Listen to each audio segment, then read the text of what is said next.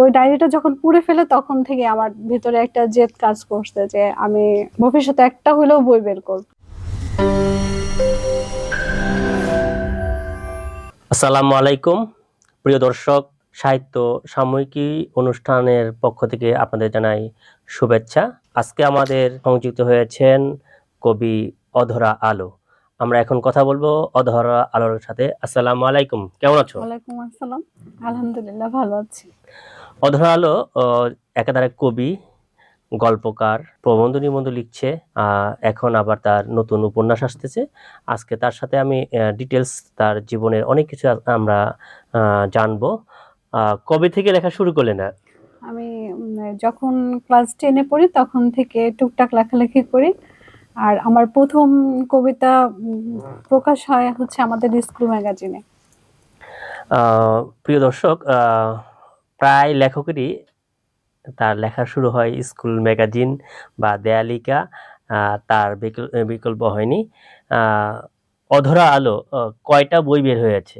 আমার হচ্ছে একক বই হচ্ছে 2টা, আর যৌথ বই আছে একাধিক। যৌথ বই একাধিক আছে, একক বই 2টা বই বের হয়েছে। 2টা বই কত সালে এবং নামগুলো আমরা জানতে চাইছি। আমার হচ্ছে প্রথম বই 2021-এ বের হয়, অনুভবে অভিমানে। এটা হচ্ছে আমার প্রথম বই। দ্বিতীয় বই হচ্ছে 2022-এ, ভালোবাসার স্পন্দন। আর এরপর হচ্ছে উপন্যাস আসবে আগামীতে ইনশাল্লাহ, চেষ্টা করছি। আমার হচ্ছে 2টি বই, একক 2টি বই বের হয়েছে। একটা হচ্ছে অভিমানে অনুভবে, আর দ্বিতীয় বই হচ্ছে ভালোবাসার স্পন্দন। অভিমানে অনুভবে 2021 সালে প্রতিভা প্রকাশনী থেকে বের হয়েছে, আর হচ্ছে ভালোবাসার স্পন্দন 2022-এ মনন প্রকাশনী থেকে বের হয়েছে। বই প্রকাশ করতে গিয়ে কোনো সমস্যা পড়েছো কিনা? না, বই আমার তো হচ্ছে প্রথম যে যৌথ বইটা বের হয়েছিল ওটা হচ্ছে আপনার বিরহের নীলকান্না। ওই বইটা বের হওয়ার পর থেকেই দেখা গেছে দর্শক আমার কবিতাগুলো গ্রহণ করেছে। এরপরে হচ্ছে অভিমানী অনুভবে বের করা, সেখান থেকে অনুপ্রেরণা। তারপর থেকে আর পেছনে ফিরে তাকাতে হয়নি। এই যে লেখালেখি করছে, একজন মেয়ে যখন লেখালেখি করে তার পারিবারিক অনেক ধরনের ঝামেলা থাকে। তোমার কি পারিবারিক এই ধরনের কোনো ঝামেলা পড়েছে হ্যাঁ, কিনা? অবশ্যই ঝামেলা ছিল, যার জন্য অধর আলো নামে প্রকাশ করতে হয়েছে প্রথমে গোপনে।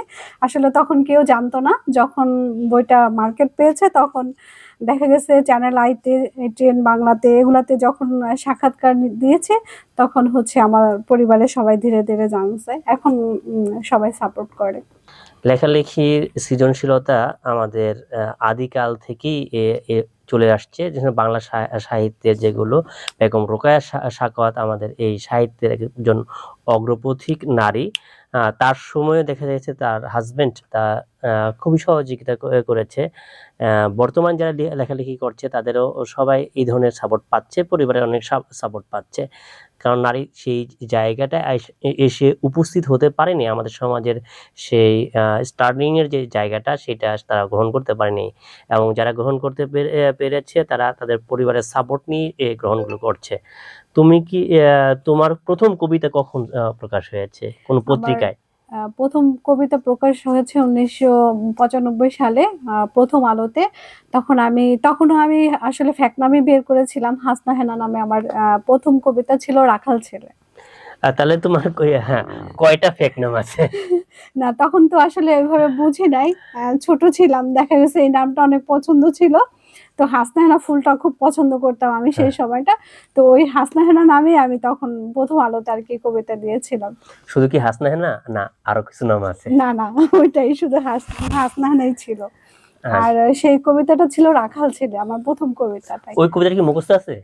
না, আচ্ছা, অনেকেই তো প্রথম এটা কবিতা মুখস্থ ওগুলো তো রাখে। আসলে সংরক্ষণ করেও রাখা হয় নাই, তখন মোবাইলও ছিল না।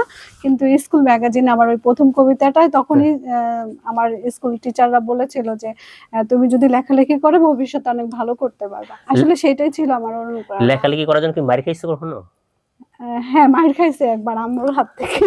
লিখতে বসছিলাম তো আম্মু ডাকাডাকি করতেছিল, উঠি নাই। পরে এসে তখন রাগ করতেছিল অনেক, যে সারাক্ষণ শুধু বই নিয়ে বসে থাকো, পড়ো না, কি করো বুঝতেছি না, এরকম।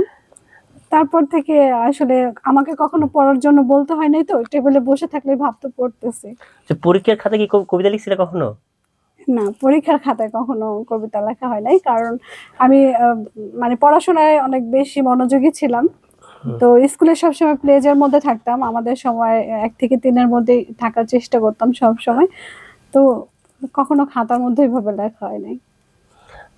আমি একবার মানে পরীক্ষার খাতায় বাংলা সাহিত্যের উপর মানে রচনা দিয়েছিল, রচনার সময় আমার নিজের কবিতা লিখে দিয়েছিলাম এবং আমার টিচার এসে বলছে এটা কার কবিতা। আমি বলছিলাম যে আমার কবিতা। ফ্যাক্ট গুলো হচ্ছে তো তুইও কবিতা লেখস বেটা। মজার ঘটনা হলো এরকম, স্কুলের কবিতায় যারা লেখালেখি করে অনেকেই স্কুলের কবিতায় লিখে, তুমি এটা লেখো নাই, না, তুমি আমার মনোযোগী তবে ছিলা। একটা মজার বিষয় ছিল কি, আমি যখন দেখা গেছে বান্ধবীদের সাথে গল্প করতাম, তখন ওই যে মানে ছড়ার ইয়েতে উম, গান করে ফেলতাম, 1-2টা লাইন মিলায় ছন্দ মিলায় গান করে ফেলতাম। এখনো যেহেতু গান লিখি, আমি হুম। কবিতার পাশাপাশি তো গানও লিখি, আমার ইউটিউব চ্যানেলেও গান আছে। তো তখনও ওইভাবে আর কি, দেখা গেছে এক একটা হুম। প্রোগ্রামে গেলে ওই ছন্দের ছলে গান করে ফেলতাম। আচ্ছা, ছন্দটার আর মাত্রা, এই বিশেষ করে কি মাত্রাটা না, আসলে না তখন তো এগুলো বুঝতাম মাত্রা না না অন্তমিল এতটা। না ছন্দ? আচ্ছা, ঠিক আছে। And, ছন্দ বলতে অনেক হলো প্রবহমানতা, আর আমাদের দেশের বেশিরভাগ মানুষই ছন্দ বলতে তার হলো অন্তমিলের জায়গাটা গুরুত্বপূর্ণ হিসেবে দেখে। আহ, এর বাইরে যে যাবে না আমরা সেটা বুঝতে পারছি। আচ্ছা, প্রথম আসছে হাজবেন্ড, এই ব্যাপারে কবিতা লেখা কি করেছে তোমার? না, ও আসলে প্রথম থেকে পছন্দ করতো না। আর হচ্ছে ওর উপরে জেদ করে আমার আসলে পরবর্তীতে বইগুলো বের করা। আমি যে প্রায় হুম। হয়তো রাত্রে বসে বসে লিখতাম, তো সে খুব বিরক্ত হইতো। একটা সময় সে আমার ওই ডায়েরিটা পুড়ে ফেল, আর সেখান থেকে আসলে আমার একটা মানে ইয়ে ছিল, ড্রিম ছিল যে আমি একটা সময় আমি বই বের করব। আমার ওই ডায়েরিটা পুড়ে ফেলার পর থেকে আসলে আমি এতটা মানে কষ্ট পাইছিলাম, ওইখানে প্রায় আমার 2000-এর মতো কবিতা ছিল। তো ওই ডায়েরিটা যখন পুড়ে ফেলে তখন থেকে আমার ভিতরে একটা জেদ কাজ করছে যে আমি ভবিষ্যতে একটা হলেও বই বের করব। তাহলে তো আমি বলতে পারি যে তোমার হাজবেন্ড ডায়েরিটা পুরে ভালো করছে, নাহলে তো তোমার কোনদিন বই না, ডায়েরির এখন মধ্যেই থাকতো, হ্যাঁ, তখন হয়তো বই আর প্রকাশ হইতো না। মানে হ্যাঁ, তোমার হ্যাঁ, হাজবেন্ড তো তখন ভালো হয়তো করছে। কান্না করছিলাম, কিন্তু এখন বলি যে না, আল্লাহ আসলে যা করে ভালোর জন্য। দেখা গেছে উনি পুরাতেই হয়তো আমার আজকে 2টা বই বের হয়েছে, বা সাহিত্য জগতে এখন মোটামুটি সবাই আমাকে অধরা আলো নামে চেনে। একটা বিষয় হলো যে যারা কবিতা লেখে, লেখালেখি করে, অনেকের সময় দেখি আমরা তাদের পুরনো ডায়েরিটা ফেলে দেয়, কারণ সে মনে করে যে আমি যে আপগ্রেড হয়েছে, আমার যে চিন্তার উৎকর্ষ সাধন হয়েছে, সেখানে আমি মনে হয় নেই, আমার আগের লেখাটা সে ফেলে দেয়। বরঞ্চ তারটা হয়েছে উল্টাটা, তার স্বামী না, আসলে পুড়িয়ে আমার দিয়েছে। অনেক লেখা আছে ভাইয়া, হ্যাঁ। যেটা আমি মানে তখন তো বুঝতাম না, সংরক্ষণ করেও রাখি নাই। এখন দেখি অনেক রাইটাররা সেগুলা মানে তাদের নামে চালায়। মাঝে মাঝে ভাবি যে ডায়েরিটা যদি না পড়ে যাইতো হয়তো প্রমাণ দিতে পারতাম, বাট অনেক কবিতাই তো পড়ে গেছে আমার। আচ্ছা, কবিতার একটা বিষয়, বর্তমানে ফেসবুকেও যারা লেখালেখি করছে তাদের মধ্যে একটা বিষয় দেখছি যে তারা কার লেখা কে চুরি করে।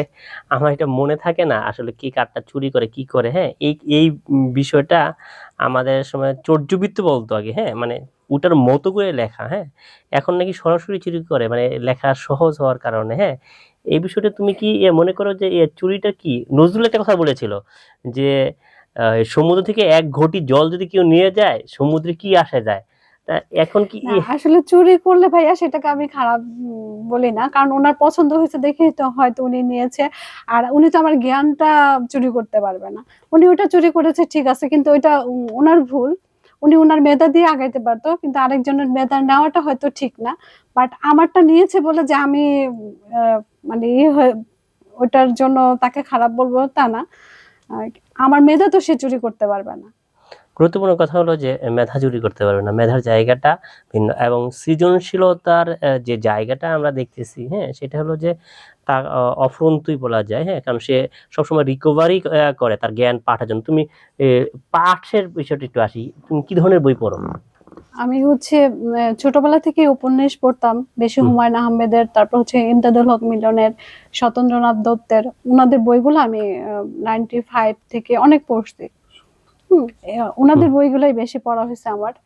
আর হচ্ছে কবিতার কবিতা, বই, কবিদের মধ্যে কবিতা কাকে বেশি ইয়া হয়? কবিতার বই বলতে মানে সত্যেন্দ্রনাথের কবিতাগুলো আমি বেশি পড়ছি। তারপর সত্যেন্দ্রনাথ দত্ত, হচ্ছে তার তো আপনার ছন্দের মাত্রা, হ্যাঁ। হ্যাঁ, আর হচ্ছে আরেকটা কবি আছে, ওনার নামটা ভুলে গেছি এখন।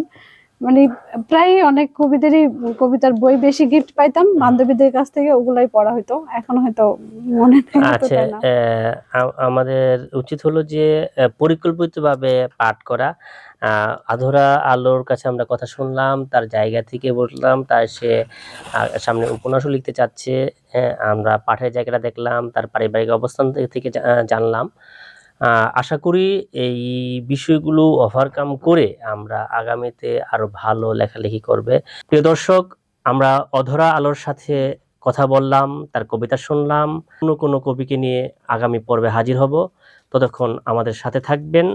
সবাইকে ধন্যবাদ। আসসালামু আলাইকুম ওয়া রাহমাতুল্লাহি ওয়া বারাকাতুহু।